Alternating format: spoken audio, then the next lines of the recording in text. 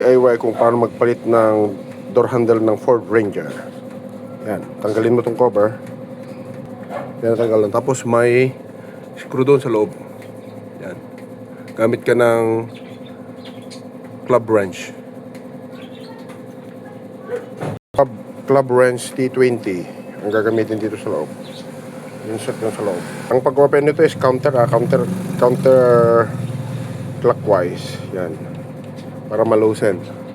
Para matanggal yung door handle. Itong sa may keyhole. Yan. Keyhole. Ang pagtanggal dito sa door handle na to is hatakin mo palikod. Hatakin mo palikod. Hatakin mo siya na patalikod na gano'n. O, ganun mo. Tapos pull out. Then, yun. Easy. Yan na siya. Yan o. Nabali yung kanya. Nabali o. 10 years na eh. Mula nung nabili tong Ranger na to, 10 years na. Yung pa to, yung stock na handle, door handle. Yan, palit tayo ng bago. Yan, in-order ko sa China. Mga 650 ata to sa China. Pero sa Auto Supply, 2.8. Tapos, kasama na labor is 4.5. So, kaya DIY na lang tayo. Kasi, mahal eh. Kaya naman natin gawin. Yan. Tutorial to para alam nyo kung paano magpalit ng door handle ng Ford Ranger. Ito yung nabali, itong hook nya. Kasi 10 years naman na eh. Mula nung nabili itong sasakyan ko. Ito. Lagay natin. Ito yung bago. Galing China. May keyhole. Pero hindi ko na pinalitan yung kanya. Yung sa may keyhole. Kasi chrome naman.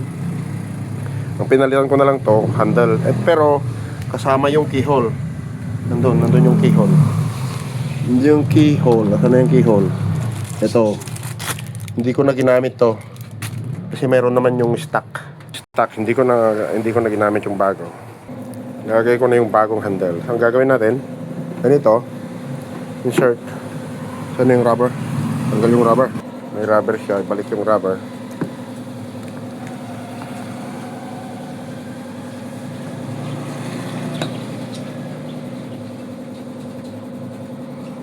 Yan. Pasok dun sa loob. Pasok. Tutunog yan eh. Tok. Gano'n siya eh. Lalagotok siya eh. May pasok mo lalagotok. Big na pala to. May rubber doon. Ay, mayroon din siyang rubber sa loob. May rubber siya sa loob. Wait. Hulog na naman to. Yan siya. Balik natin yung rubber. Mahulog. Ganyan. Pasok natin sa loob na ganyan. Yan. Oh. Then, tutunog to. Tutunog. Yun. Tutunog na. So, naipasok na sa loob. Tapos, balik natin tong keyhole. Susian. O yan. Uy, nahulog. Nahulog yung club wrench. Yan na siya. Nakalagay na. Naka-insert na yung new door handle. Tapos, meron sa loob. May butas doon. Ibitan natin ng T20 club wrench. Yan. Huwag masyadong tighten para hindi mula straight. Yan siya. Yan na siya. Clockwise naman ang paghigpit. Ito lang kasimple pagpalit nito. Kasi magbabayad ka ng 4,000 to 5,000. Sabi nga nung mekaniko is 4,000. Oh no. 4,500. Sabi pa niya, bawasan mo na lang ng 500 sir, 4,000.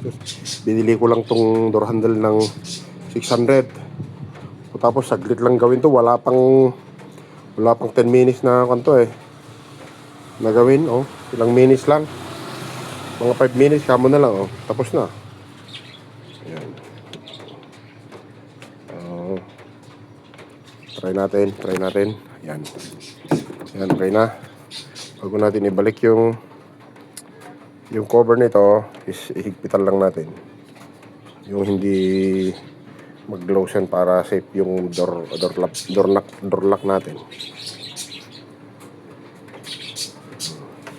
Tapos, balik na yung cover. Yan yung cover. Plastic cover. Yan. Try natin kung gagana. Yan. Yan. Okay na. Oh. DIY. Okay na. Wala nang edit to. Direktang upload na to. Mga ka-ranger, oh. Madali lang. Kaya, kung nasiraan kayo ng mga ganito, door handle, DIY nyo na lang kaysa pagawa nyo sa mga mekaniko. Tatagayin talaga kayo. Mas mahal pa yung labor kaysa yung bayad nito, 600. Oh. Pang merienda ko na lang yung 200, oh, di 800. Nakatipid ka kaysa yung 4,500 o 4,000 na singilan nila. Yan laki ng natipid mo. Mga nasa 3,200 o 3,200. O di pangmukbang nyo na lang ng pamilya nyo. Yung 3,200, marami na kayong makain. Pabibili doon. Pagkain. O, DIY. Mga ka-ranger.